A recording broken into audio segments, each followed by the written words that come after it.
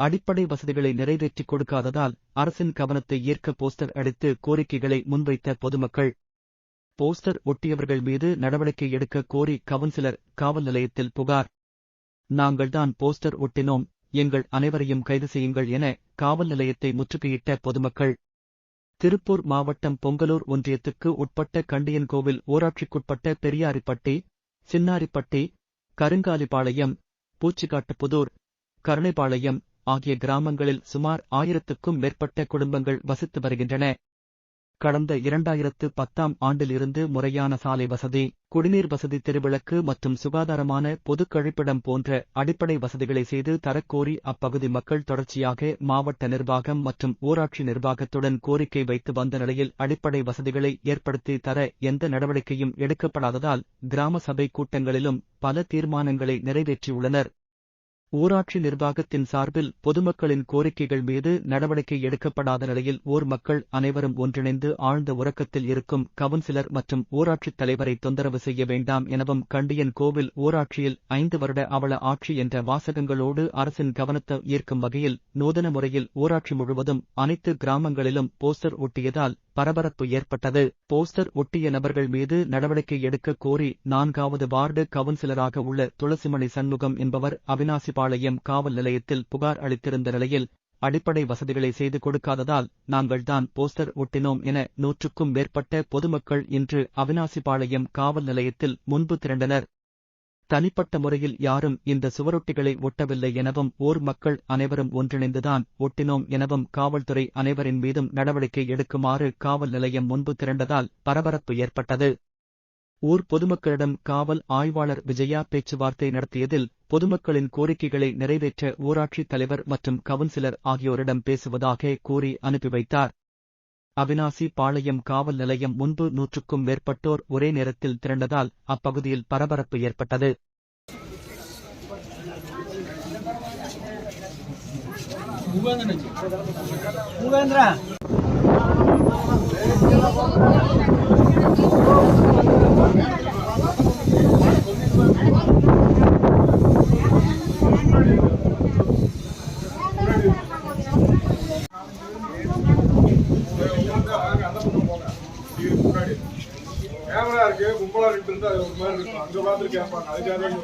வணக்கம், என் பெயர் கருணாகரன். பார்த்தீங்கன்னா அவிநாசிபாளையம் காவல் நிலையத்துக்கு வந்திருக்கிறோம். என்ன காரணத்துக்காக வந்திருக்கிறோம் அப்படின்னா, நாங்கள் பொதுமக்கள் கிட்டத்தட்ட 2010லிருந்து 2024 வரைக்கும் போராடிட்டே இருக்கிறோம். எங்களுக்கு ரோடு பிரச்சனை, பஸ் உள்ளே வர்றதில்லை, ஸ்கூலுக்கு குழந்தைக்கு போக முடியறதில்லை. நைட்டில் 2 கிலோமீட்டர் நடந்து வர வேண்டியது இருக்குது. அந்த வழி தார் சாலை ரொம்ப பழுதடைஞ்சிருக்குது. அதில் மின்விளக்கு வசதிகளும் கிடையாது, பாதுகாப்பும் கிடையாது. அந்த இடத்துல பூரா காடு, அடர்ந்த காடுகளாக இருக்குது, முட்புதர் காடுகள். இந்த வழியில் வரும்பொழுது லேடிஸ்க்கு, குழந்தைகளுக்கு எல்லாம் இடையூறுகளாக இருக்குது. பயந்துக்கிட்டு அவங்க வேலைக்கு போகிறதுக்கு, ஸ்கூலுக்கு போகிறக்கெல்லாம் பயந்துட்டு பாதி பேர் படிக்காமல் கூட நின்றுக்கிறாங்க. இந்த மாதிரி பிரச்சனைகள் எல்லாம் இருக்குது. வீடுகள்லாம் பழுதடைஞ்சிருக்குது. எங்கள் ஊரில் தண்ணி சரியாக இப்போ வர்றதில்லைங்க. தண்ணி இப்போ ஒரு 3-4 மாதமாக பற்றாக்குறையாக இருக்குது. எங்களுக்கு போர் அமைச்சு தர சொல்லி கேட்டோம், அதுவும் பண்ணி தரலைங்க. தார் சாலை அமைச்சு தர சொன்னால் அதுவும் கொடுக்கல. கிட்டத்தட்ட எங்கள் குடும்பத்து ஒரு வீட்டுக்கு 3 குடும்பங்கள் 4 குடும்பங்கள் வசிக்கிற அளவுக்கு எங்களுக்கு சூழ்நிலை இருக்குது. பட்டா கேட்டால் பட்டாவும் பண்ணி தரல. இது சம்மந்தமாக மாவட்ட ஆட்சியர், வட்டாட்சியர், பஞ்சாயத்து மணியாளர், ஊராட்சி ஒன்றிய கவுன்சிலரு, ஊராட்சி மன்ற தலைவர் இப்படின்னு பல தடவை மனு கொடுத்தும் இப்போ கடந்த 5 ஆண்டுகளாக ஆர்டர் ஆயிடுச்சு, நாங்கள் பண்ணித்தரோன்னு சொல்லி எதுவுமே பண்ணித்தராமல் விட்டுட்டாங்க.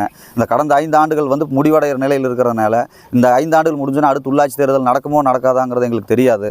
அதனால் நாங்கள் என்ன பண்ணோம், ஒரு விழிப்புணர்வுக்காக மக்களால் எல்லாம் ஒன்று சேர்ந்து நாங்கள் எல்லாருமே என்ன பண்ணுறோம், அரசனுடைய கவனத்தை ஈர்க்கிறதுக்காக, அரசு கவனத்துக்கு போனால் எங்களுக்கு நல்லது நடக்குங்கிற நம்பிக்கையில் நாங்கள் ஒரு நூதன போராட்டம் எப்படின்ட்டா, இந்த மாதிரி எங்களுக்கு ஊராட்சி ஒன்றிய தலைவரும் கவுன்சிலரும் எதுவும் பண்ணி கொடுக்கறது இல்லை, அவர்கள் தூக்கத்தை யாரும் கெடுத்துட வேண்டாம் அப்படின்னு சொல்லிட்டு நாங்கள் ஒரு விழிப்புணர்வு போஸ்ட் ஒட்டினோம். அது நாங்கள் தான் பொதுமக்கள் எல்லோரும் சேர்ந்து தான் ஒட்டுனங்க.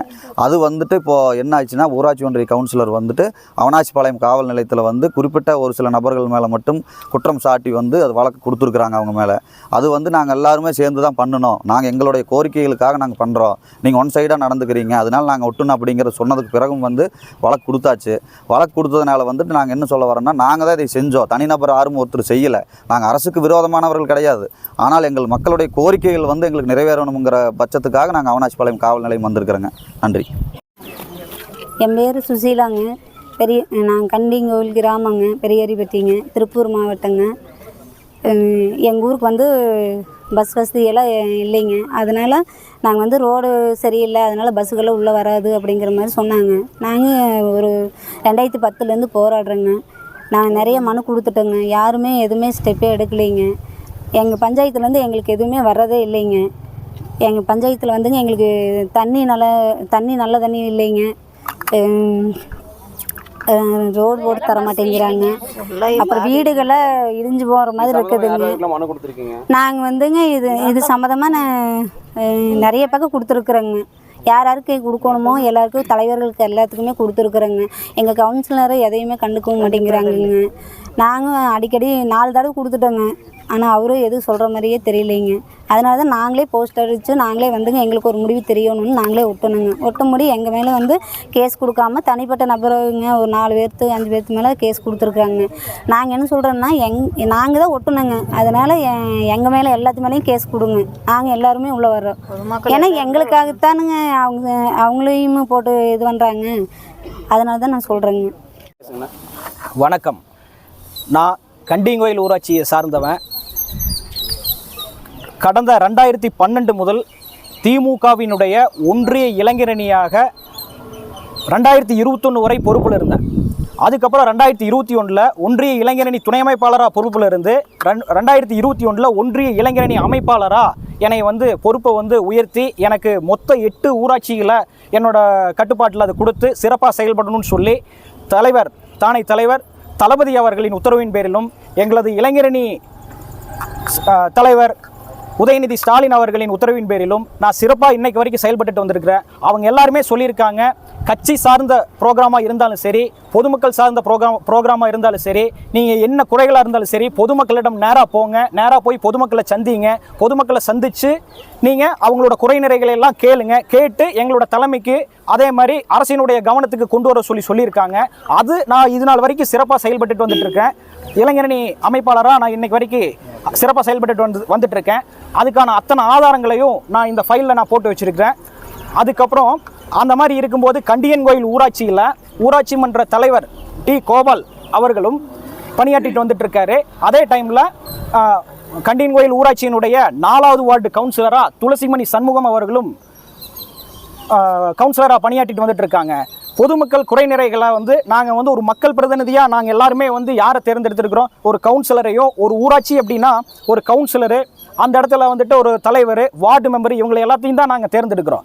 ஊராட்சி மன்ற தலைவரிடம் வந்து என்ன புகார் கொடுத்தாலும் அதை வாங்கி அவர் வச்சுக்கிறதோட சரி, அதை அரசு கவனத்துக்கு அவங்க கொண்டு போகிறதில்ல.